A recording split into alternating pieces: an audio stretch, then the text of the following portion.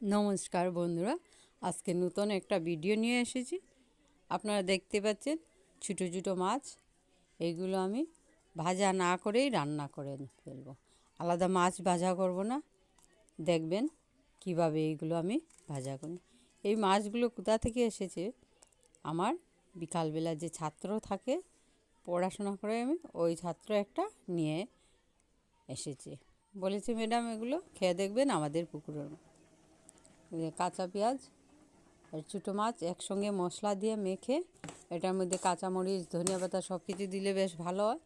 তো সন্ধ্যাবেলা এনে দিয়েছে, তো ঘরে ছিল না, তাই শুধু মশলা দিয়ে মেখে কিভাবে রান্না করছে আপনারা দেখবেন। খেতে খুবই স্বাদ হয়। দেখতে হয়তো এমন একটা হয় না, আপনারা রান্না করে খেয়ে দেখবেন এই কাঁচা মাছগুলো কিভাবে খেতে স্বাদ। যদি ভালো লাগে প্লিজ লাইক করবেন, আর আমার এই চ্যানেলটা প্লিজ সাবস্ক্রাইব করবেন। ধন্যবাদ।